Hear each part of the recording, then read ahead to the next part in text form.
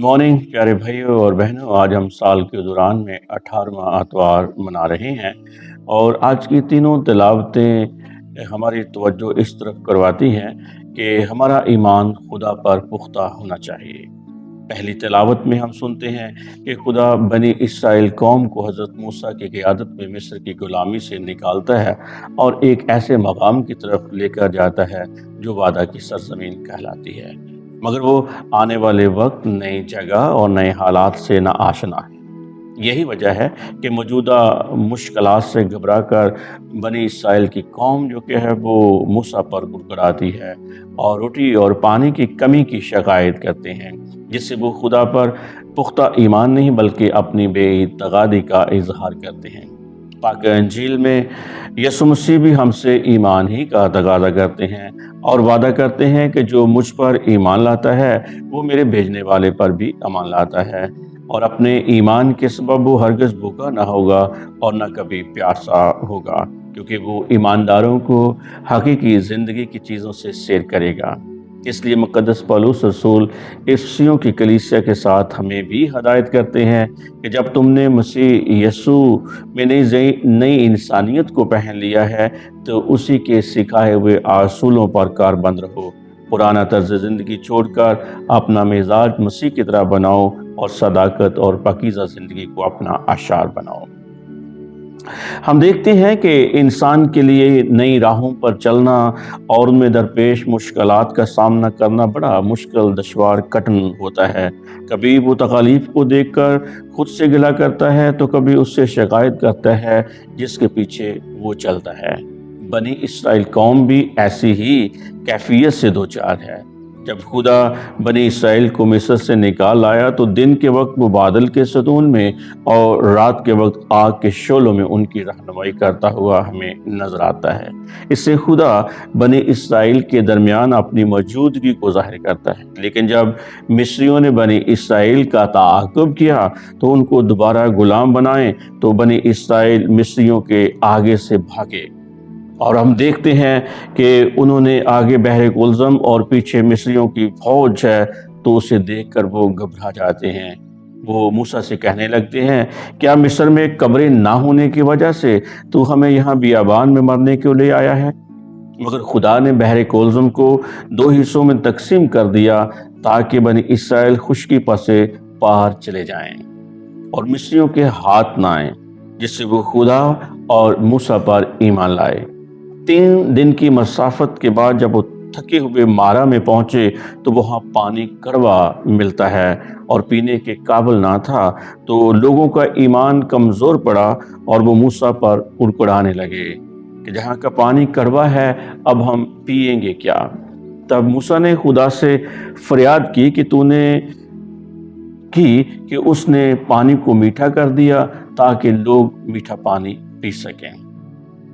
अब जब सारी जमात सीन के बियाबान में आई तो एलियम और सीना के दरमियान में है। अब उसके पास रोटी नहीं है तो वो फिर से मूसा और हारून पर कुड़कुड़ाए हैं और खुदा उनको बियाबान में बटेर और मन अता करता है। बनी इसराइल का ये रवैया इस बात की गमाज़ी करता है कि गुलामी के दौर में वो रोटी और गोश्त खाते थे उसको याद करते हैं। वो अभी तक पुरानी ज़िंदगी और कठिन दौर में अटके हुए हैं, मगर वो ये बात नहीं देख रहे कि खुदा ने उनको ये साया और रोशनी अता की है। उनके लिए समुंदर को 2 हिस्सों में तकसीम कर दिए है, उनको मीठा पानी पीने को दिया है और हर मुश्किल घड़ी में, नाउमीदी में और वो मायूसी में उनके साथ खड़ा है। लेकिन फिर वो हर जगह मायूसी और नाउमीदी का मुजाहरा करते हुए नजर आते हैं। मगर मूसा अपने पुख्ता ईमान का इजहार करता है और वो सारी कौम के लिए दुआ करता है। खुदा उसके ईमान का हमेशा मुस्बत जवाब देता है, जिस पर वो बनी इसराइल को याद भी दिलाता है कि ये खुदा ने तुम को रोटी खाने को दी है, क्योंकि खुदा खुद उनको मिस्र से निकाल कर लाया है और उनको नई जिंदगी, नया मुस्तकबिल देना चाहता है। पाक अंजील में हम देखते हैं कि लोगों का एक बड़ा हजूम जो कि है वो मसीह खुदावंद के पीछे हो लेता है, क्योंकि यस्सु से उनको एक नई सम्मत मिली है, एक नई डायरेक्शन और एक नई ओरिएंटेशन मिली है कि दरअसल ज़िंदगी गुजारना और ज़िंदगी हासिल करना क्या मायने रखती है।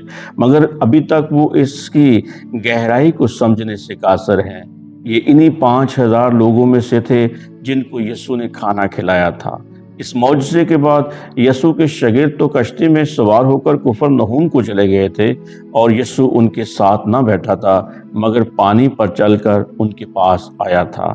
ये यस्सु की इलाही कुदरत थी जिसको वो ना समझते थे। इसीलिए वो उससे सवाल करते हैं, रब्बी तू यहाँ कब आया? ये एक इशारा है कि वो अभी तक जिस्मानी सोच तक अपने आप को महदूद किए हुए हैं। उनको ज़रूरत है कि यस्सु की इलाही कुदरत को समझे। यस्सु खुद उनको इस नई प्यास जो उनके दिलों में जगी है, इससे रोशनास करवाते हैं। तुम मुझे इसलिए नहीं ढूंढते हो कि तुमने करिश्मे देखे, बल्कि इसलिए कि तुम रोटियां खाकर शेर हुए हो। जहाँ पर यीशु मसीह उनको नसीहत करते हैं कि फ़ानी खुराक के लिए नहीं, बल्कि उस खुराक के लिए मेहनत करो जो हमेशा की ज़िंदगी तक ठहरती है। खुदावंद ने कहा था, ज़िंदगी की रोटी मैं हूँ, लिहाजा ज़िंदगी की वो खुराक मैं तुम्हें दूंगा क्योंकि बाप ने खुद मुझ पर मोहर की है। यीशु ने यह भी बताया कि उसी खुदा ने तुम्हारे बाप दादा को बियाबान में मन खिलाया, और जो रोटी आसमान से उतरी है वो दुनिया को जिंदगी बख्शती है। वो यीशु से सवाल करते हैं कि हम ये जिंदगी की रोटी कैसे हासिल कर सकते हैं। यीशु जवाब देते हैं कि खुदा और जिसे उसने भेजा है उस पर ईमान लाओ।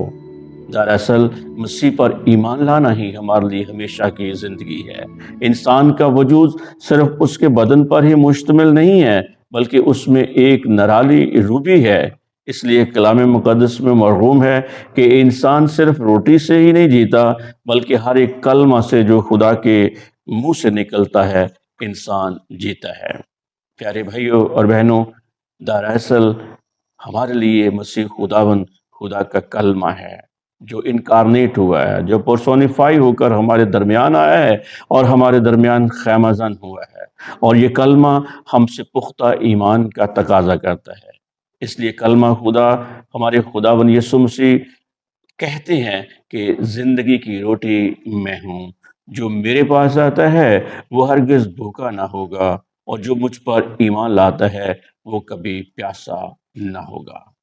प्यारे भाइयों और बहनों, ईमानदारों के लिए ये अक़दस यूखरिस्त है, जिसमें वो अपनी रूहानी ज़िंदगी के लिए मसीह खुदावंद का बदन और खून हासिल करते हैं, जो ईमानदारों की अब्दी ज़िंदगी की ज़मानत है। खुदा बाप ने बियाबान में अपने लोगों को फरिश्तों की खुराक मुहैया की। वो इससे वाकिफ ना थे, मगर हज़रत मूसा फरमाते हैं कि खुदा ने तुम्हें रोटी अता की है जिससे वो लोगों के दरमियान अपनी मौजूदगी को जाहिर करता है और लोगों को अपने साथ कर लेता है। जब हम कलीसिया की किताब कैटेकिज्म ऑफ द कैथोलिक चर्च देखते हैं तो हमें पता चलता है कि पाक शराकत या मसीह खुदावंद का बदन और खून एक ऐसा सैक्रामेंट है जिसमें हम यीशु मसीह में मुत्तहिद हो जाते हैं, जिसने अपने बदन और अपने खून से हमें एक वाहिद जिस्म के शरीक बनाया है। ये वही रोटी है जो आसमान से उतरी है, जो हमारी अब्दी ज़िंदगी की ग़ज़ा है।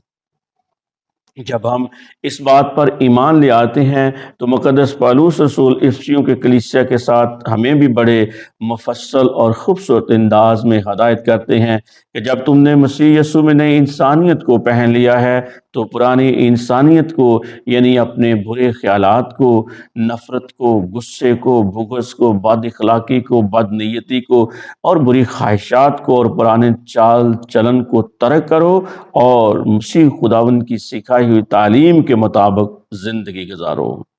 एक नई मखलूक बनकर मसीह खुदावंद यस्सु का मिजाज अपनाएं।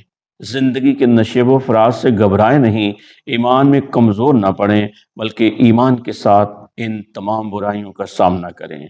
इस रास्ते में मुश्किलात भी हैं, मगर हकीकत अमर ये है कि खुदा हमें कभी तन्हा नहीं छोड़ता। वो हमेशा हमारे साथ रहता है और वो सब कुछ हमें अता करता है जिसकी हमें ज़रूरत है। लिहाजा اسی ایمان میں زندگی گزارنے کی سیاحت جاری و ساری رکھیں۔ مسیح خداوند مجھے اور آپ سب کو ایسا کرنے کی توفیق دے، آمین۔